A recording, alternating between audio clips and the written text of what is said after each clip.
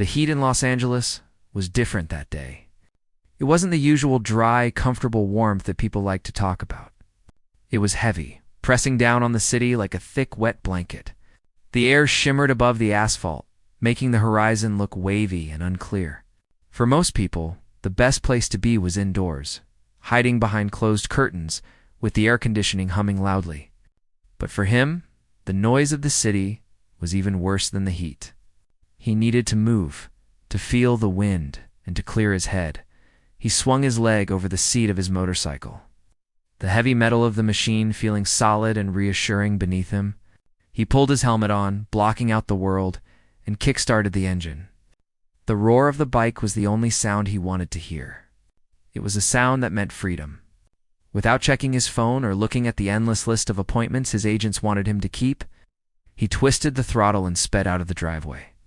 He wasn't heading to a movie set. He wasn't going to a fancy party.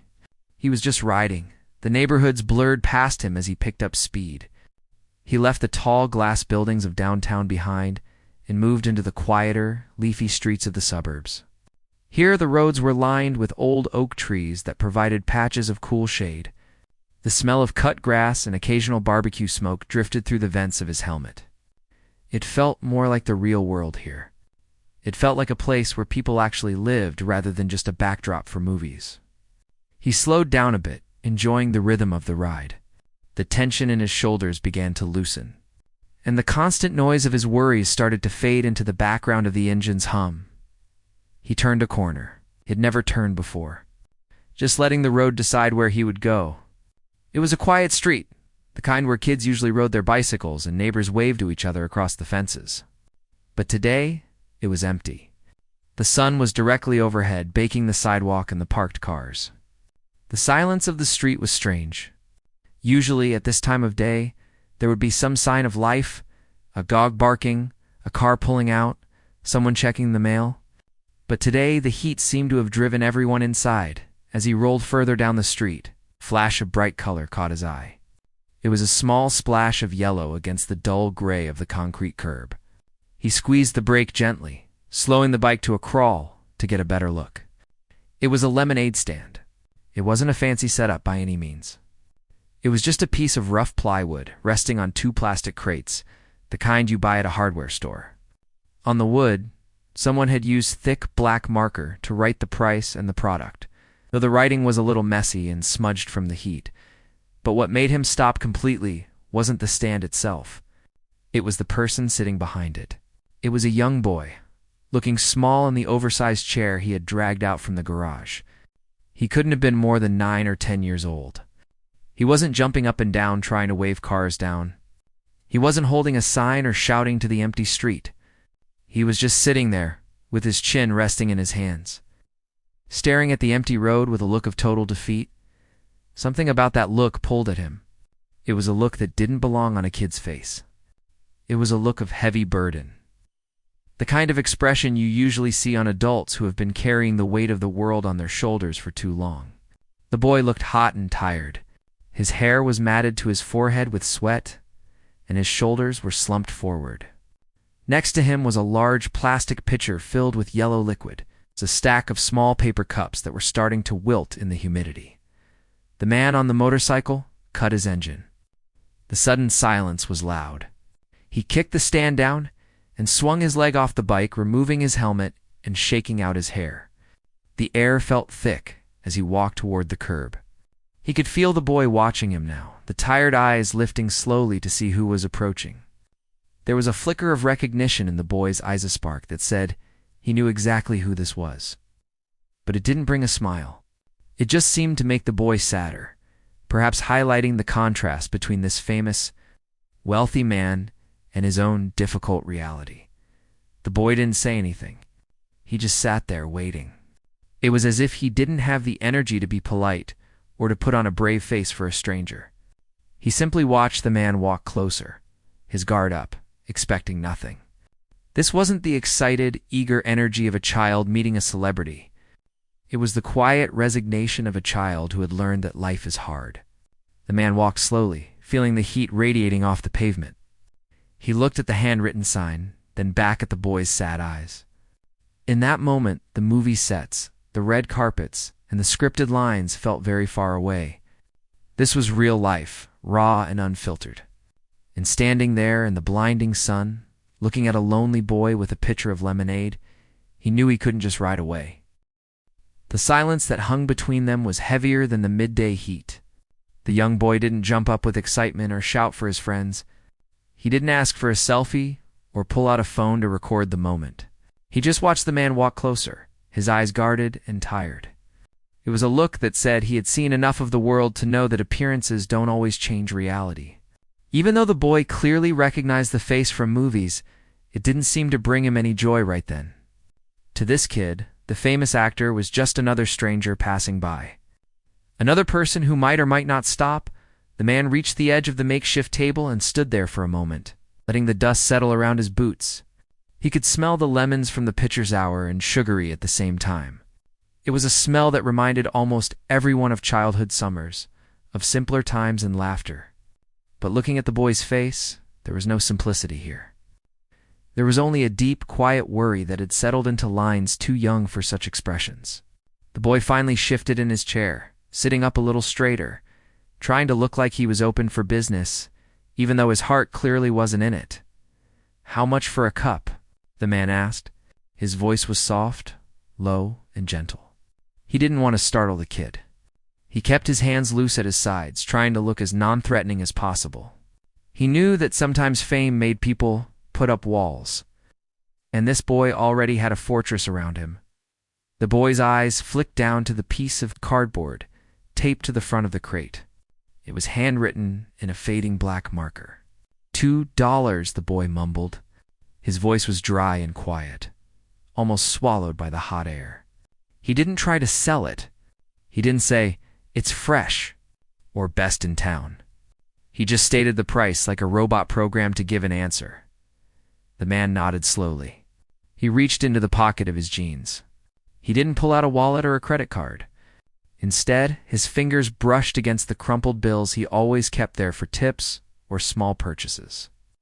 He pulled out a $20 bill. It was wrinkled and worn, but it was real money. He held it out for the boy to see. The boy stared at the bill, then up at the man.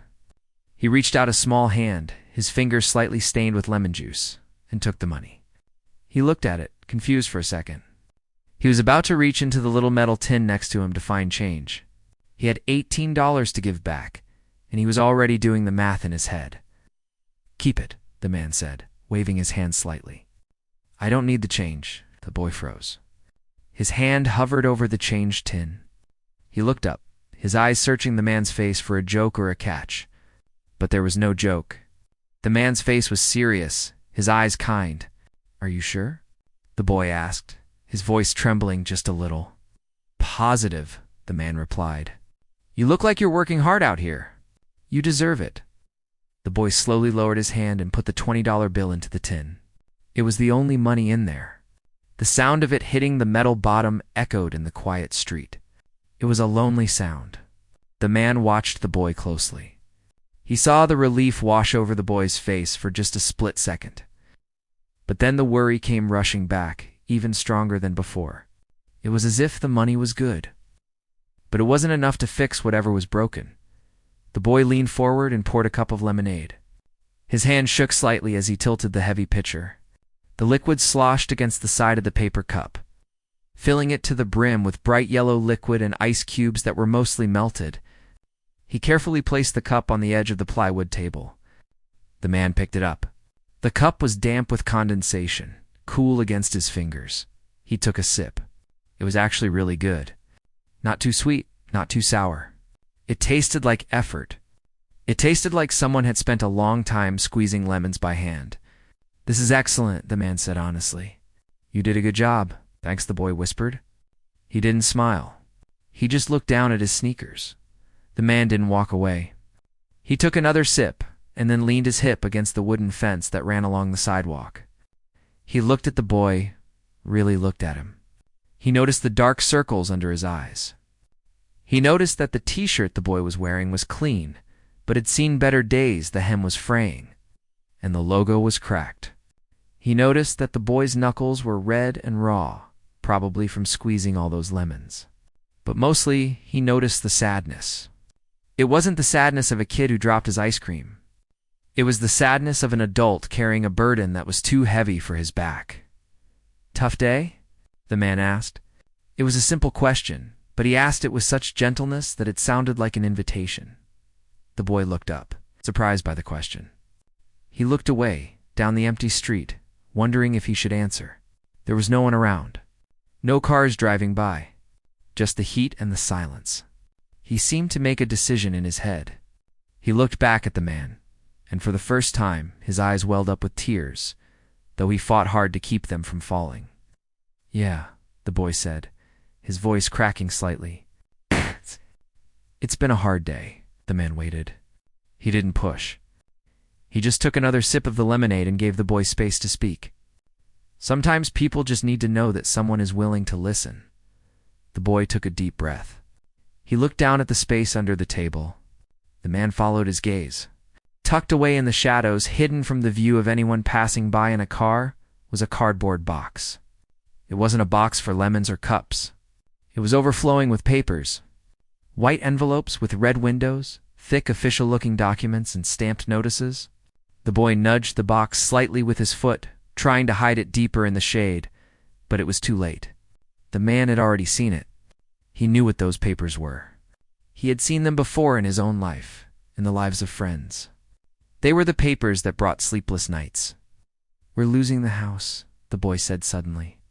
The words rushed out of him like they had been trapped in his chest for a long time. "My mom is sick, and she can't work right now. The bills. They just keep coming."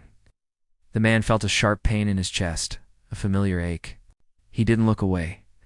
He didn't look at his watch or check his phone. He kept his eyes on the boy.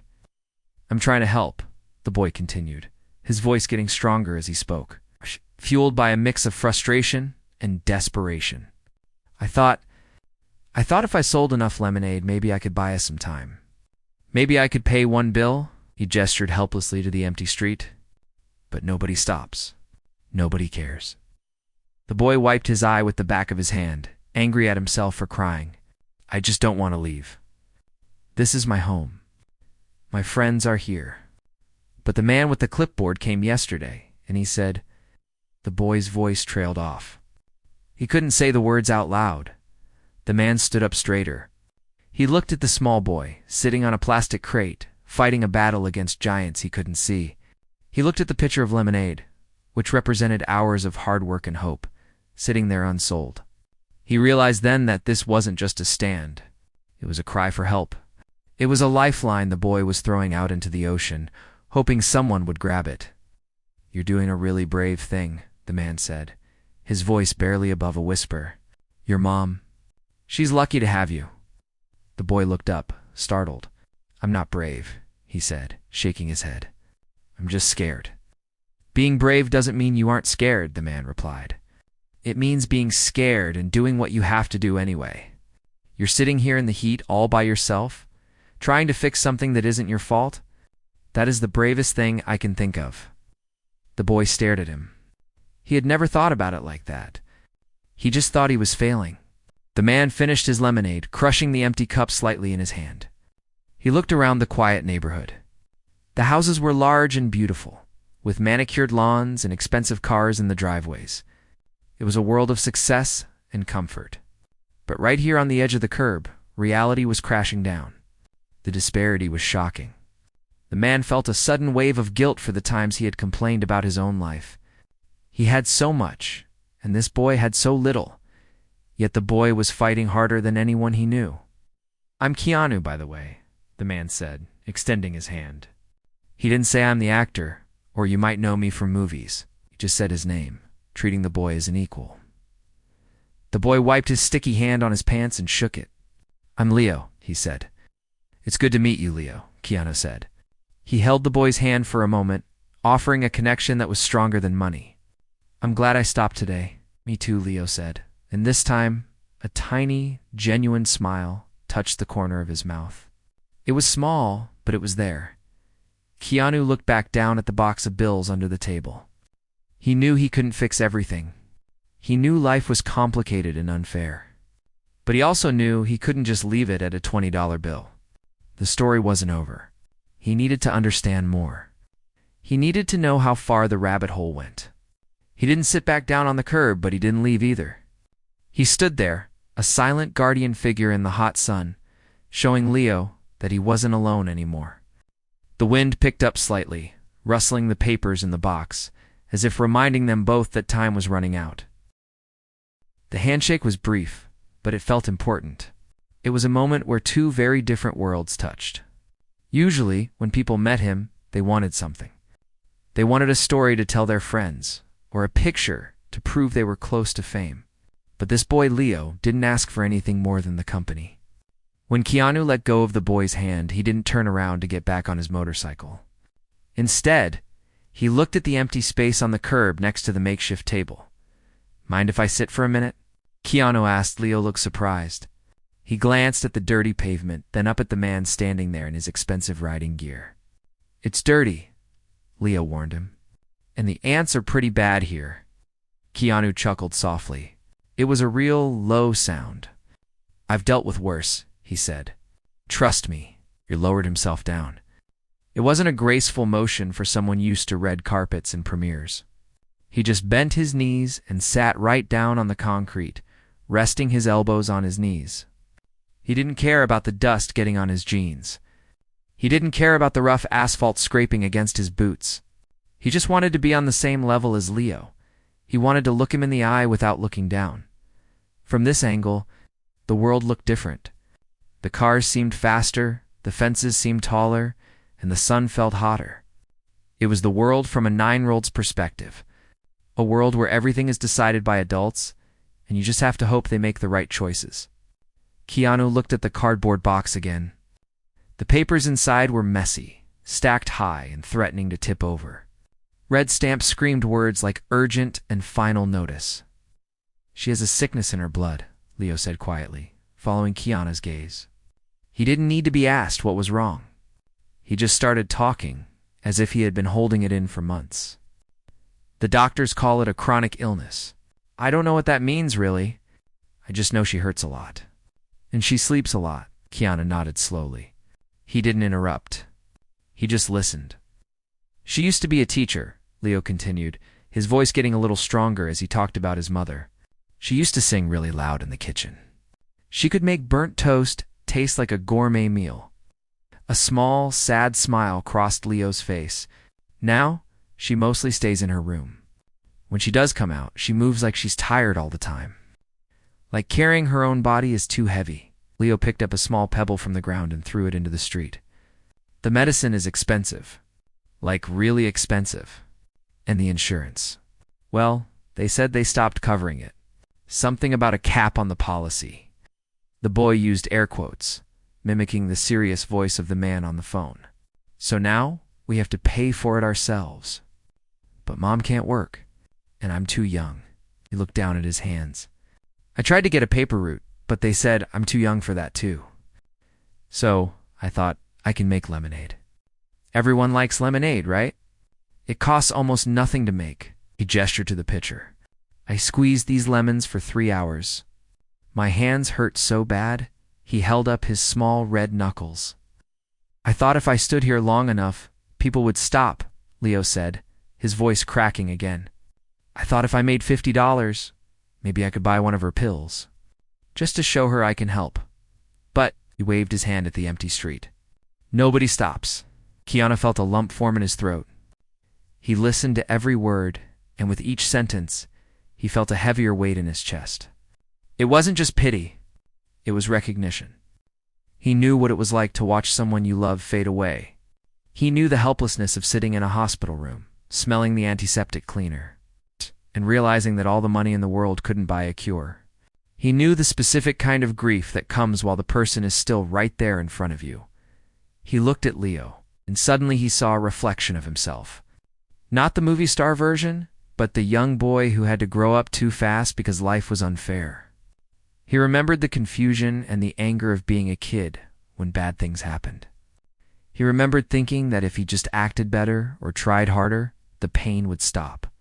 "You're doing more than enough," Keanu said softly. "Your mom knows that. She sees you. Leo shrugged, but he didn't look convinced. She cries a lot when she thinks I'm sleeping. She says she's sorry. She says she failed me. The boy's voice dropped to a whisper.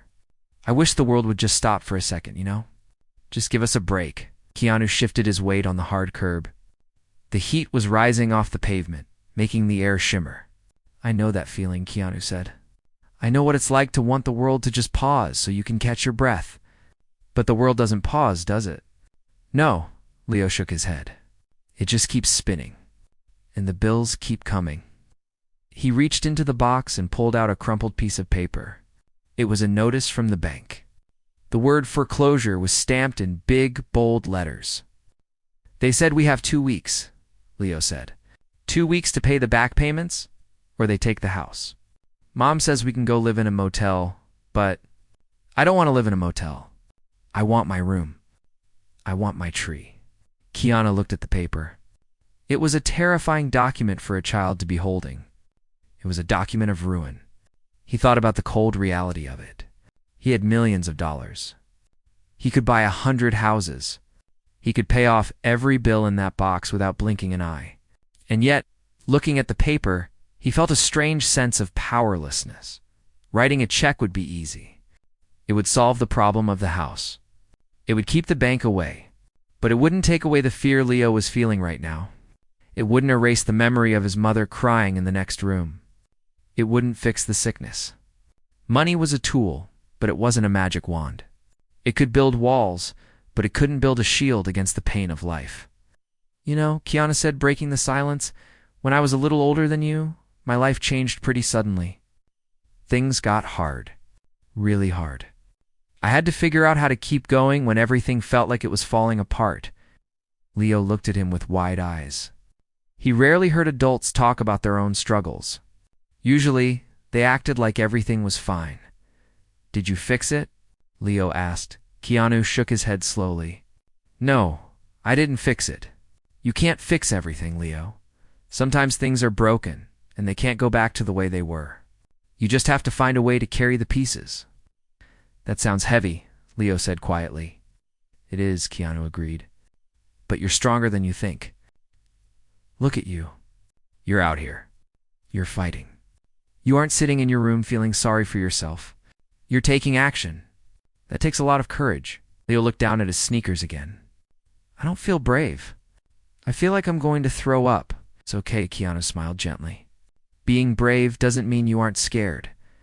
Being brave means you're terrified, but you do it anyway because you know it's the right thing to do. They sat there for a while after that. The silence wasn't awkward anymore. It was comfortable. A shared understanding between two people who knew what loss felt like. The sun moved across the sky, casting long shadows over the street. A car drove by, music blasting, and the driver didn't even look their way. They were invisible to the world rushing past them. Keanu watched an ant carry a crumb across the hot pavement. It was a small, insignificant thing, but it was struggling to survive. He thought about how fragile life really was. One day everything is fine, and the next day a sickness comes, or a job is lost, or a heart breaks. We build these lives, these houses, these stands, thinking they are permanent. But they aren't. They are just temporary shelters against the storm. He looked at Leo. The boy was tracing the wood grain of the table with his finger. He looked exhausted. Keanu wondered when the last time was that Leo had just played. Just run around without a care in the world. Just been a kid. It seemed like that innocence had been stolen, replaced by the weight of responsibility. I used to ride my bike right here, Leo said suddenly, pointing to a crack in the sidewalk. I had a race with the neighbor kid. I fell right there. He pointed to a scuff mark on the concrete. I scraped my knee really bad. My mom came running out with a Band-Aid and a popsicle. She didn't care about the blood. She just held me. He looked up at Keanu, his eyes swimming in tears. I miss that. I miss her just being my mom. Now, I feel like I have to be the parent. I have to take care of her. Keanu reached out and placed a hand on the boy's shoulder. It was a firm, warm grip. You don't have to be the parent, Leo. You're her son. Being there is enough. You don't have to save the world. You just have to be there. But I have to do something, Leo insisted, his voice rising in frustration. I can't just sit there and watch us lose everything. You're doing something, Keanu said calmly. You're loving her. That's the most important thing. The house is just a building. The stuff is just stuff. The bond you have. That's the real home. Leo sniffled and wiped his nose on his arm. I guess. Keanu looked at the sun dipping lower in the sky. He knew he couldn't sit here forever. He had to go back to his life, his responsibilities. But he felt a deep connection to this spot, to this boy. He felt that they were part of the same club, the club of people who had seen the dark side of life and were still standing. He thought about his own journey, the pain he had buried deep down, the losses that had shaped him into the man he was today. He had always used that pain to try to help others, to be kind, to be generous. But sometimes the pain still felt fresh. Sometimes it felt like a wound that would never quite heal. Meeting Leo, huh? The sun was beginning to dip lower in the sky, painting the horizon in shades of deep orange and soft purple. It was the kind of beautiful sunset that people usually stop to photograph, a moment of perfect peace at the end of the day. But standing there on the curb, brushing the dust from his jeans, Keanu felt a strange disconnection from the beauty around him. The sky looked like a painting, but the ground felt like a battlefield. He looked at the houses lining the street. They were large, sturdy structures with manicured lawns and two-car garages. They represented safety, comfort, and a life where the biggest worry might be what color to paint the living room or which school to send the kids to. They were bubbles of privilege. And then right there in the middle of them was this little plywood stand. It was a crack in the bubble. It was a harsh reminder that for every person sleeping in a safe, warm bed tonight, there was someone else wondering if they would have a roof over their head next week. As he looked down at Leo, who was kicking absently at the dirt with the toe of his sneaker. A deep, hollow feeling opened up in Keanu's chest. It was an old, familiar feeling, a ghost he had carried with him for years. He realized with a sudden, sharp clarity that he knew this boy. He didn't know his address or his phone number, but he knew his heart. He recognized the specific set of Leo's shoulders and the shadow behind his eyes because he had seen them in the mirror himself. A long time ago, the painful truth washed over him then, cold and unrelenting. It wasn't really about the money. It never was. It was about the terrifying randomness of the universe. Keanu looked down at his own hands that had fought in action movies. Hands that had held millions of dollars. Hands that people rushed to shake. And for a second, he felt a flush of guilt, almost like a betrayal. Why were these hands so lucky, while Leo's small, red-knuckled hands were doomed to struggle? It wasn't because Keanu was smarter. It wasn't because he was a better person. Anyone looking at the situation could see that Leo, working himself to the bone in the heat to save his home, had more character and grit than most adults Keanu knew. It was just luck. Blind, stupid, unfair luck. The universe spins, and sometimes you land on gold, and sometimes you land on dirt. There is no rhyme or reason to it.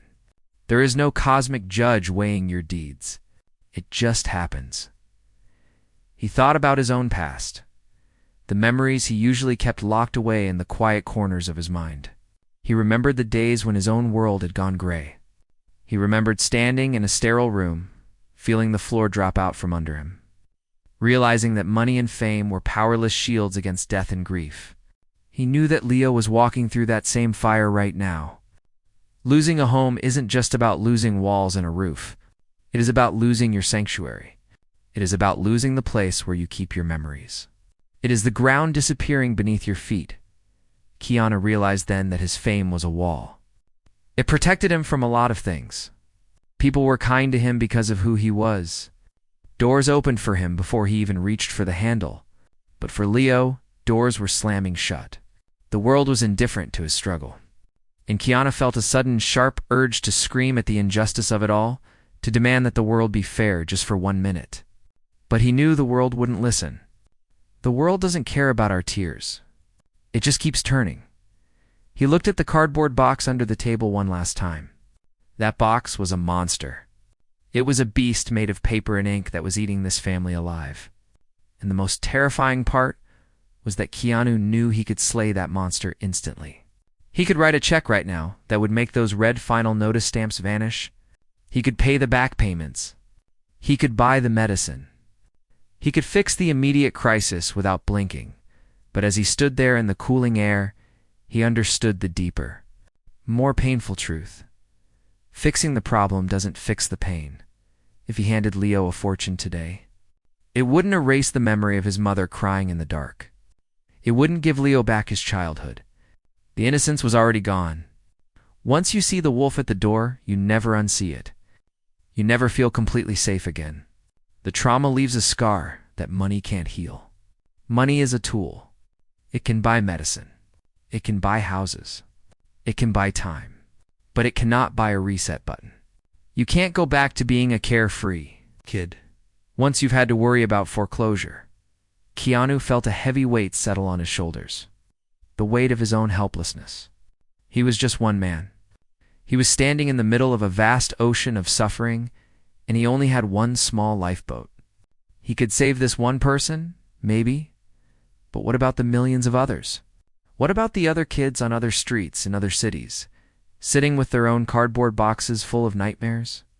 The vastness of the suffering in the world made him feel incredibly small.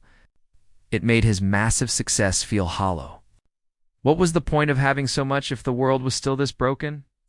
It felt like a cruel joke. He had everything, yet he couldn't change the fundamental nature of reality. He couldn't stop bad things from happening to good people. All he could do was try to patch up the damage after the fact. He looked at Leo again. The boy was staring at the sunset, the light reflecting in his wet eyes. He looked so small, so fragile against the backdrop of the indifferent suburb. Keanu felt a fierce protectiveness surge through him.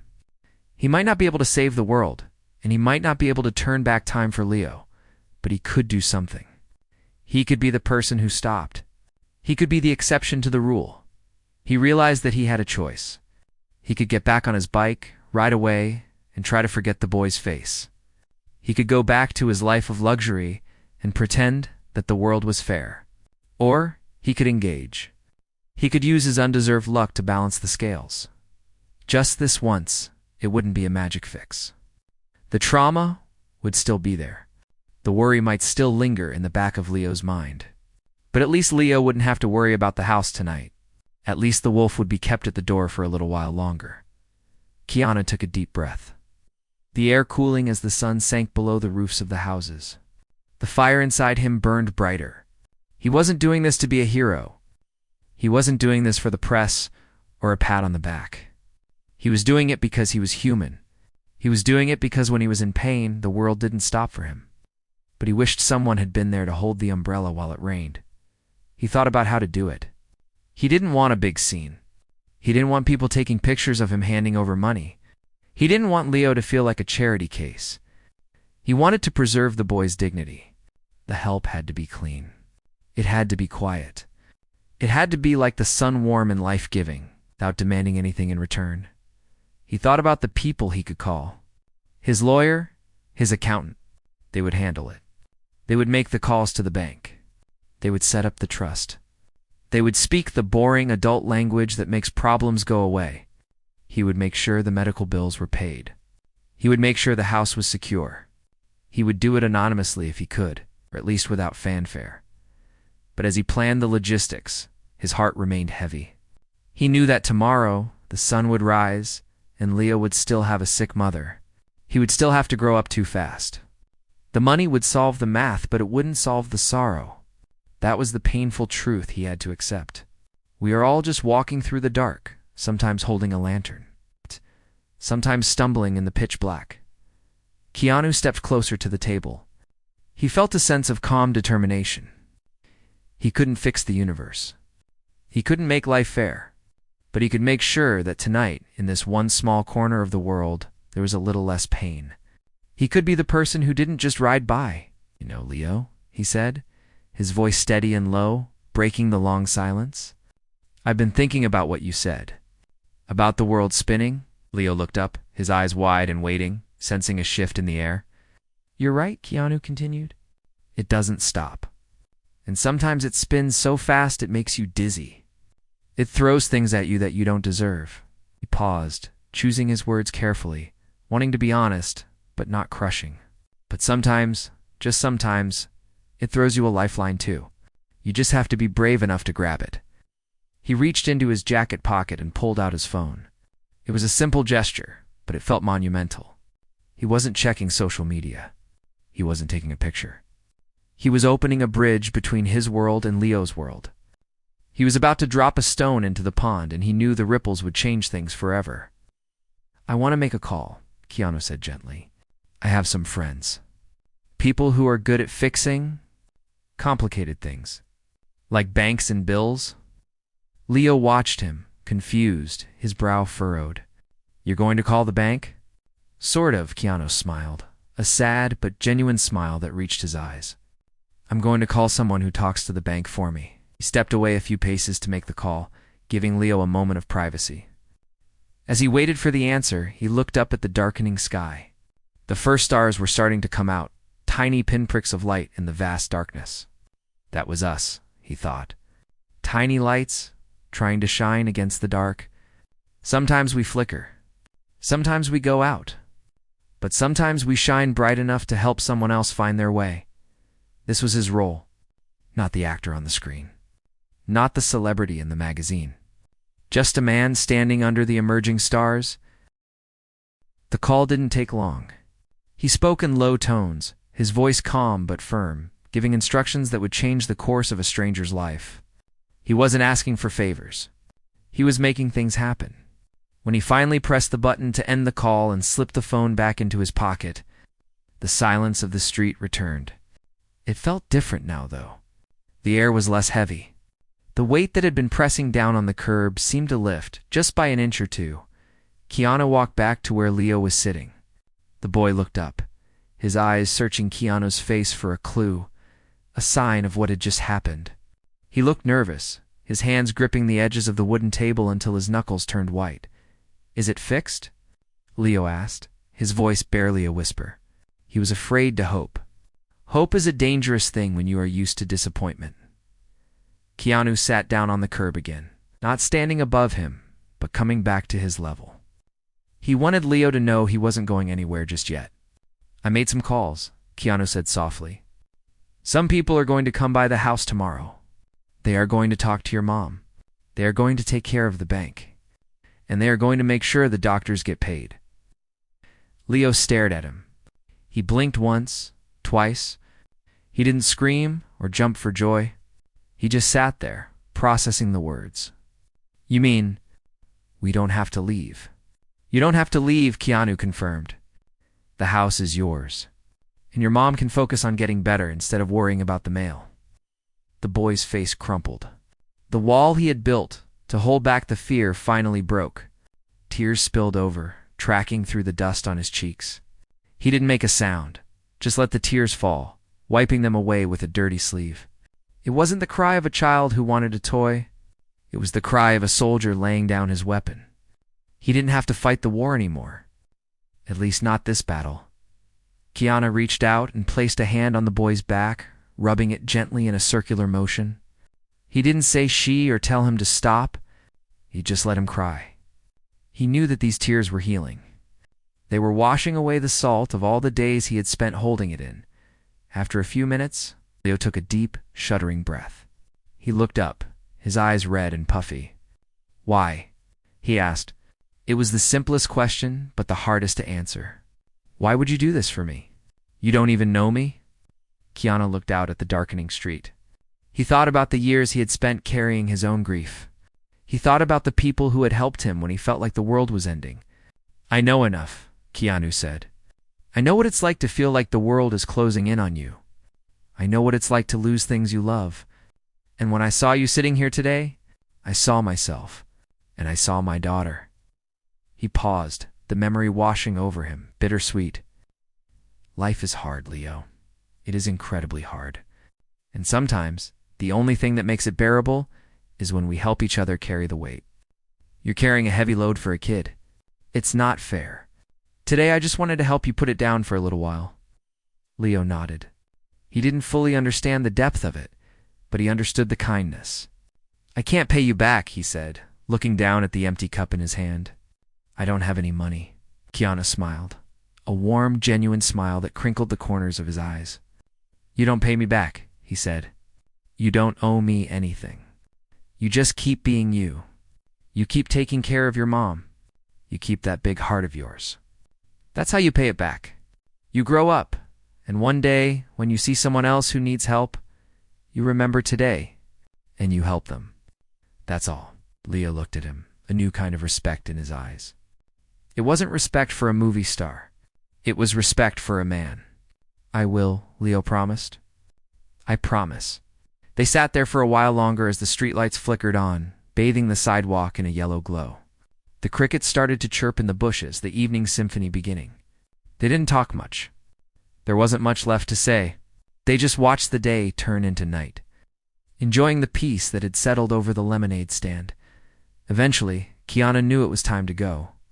He had to get back to his own life, to the chaotic, loud, busy world that waited for him.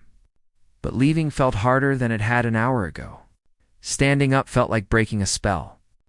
He stood up slowly, his joints stiff from sitting on the hard concrete. He stretched his arms over his head, sighing as his muscles relaxed. "Take care of yourself." "Leo," Keanu said, looking down at the boy one last time. "You too." "Keanu, Leo," said. Keanu walked over to his motorcycle. The metal machine gleamed under the streetlight, a beast of chrome and steel. He put his helmet back on, securing the strap. The world became muffled again, insulated by the visor. He climbed on the bike and kick-started the engine.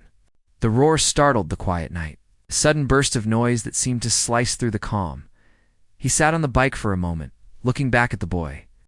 Leo was still sitting at the table, but he wasn't staring at the ground anymore. He was looking up at the sky. He looked smaller in the dark, but he also looked lighter. Keanu lifted his hand in a simple wave. Leo waved back, a small movement of his hand. Then Keanu twisted the throttle and let out the clutch. The bike surged forward, moving smoothly down the street. He didn't look back again. He couldn't. If he looked back, he might see all the other struggles he couldn't fix. He had to keep moving forward. As he rode, the wind whipped past him, cool and brisk against the heat of the day. He left the quiet suburb and merged onto the busier roads, heading back toward the city. The lights of Los Angeles were flickering on, a vast ocean of stars on the ground.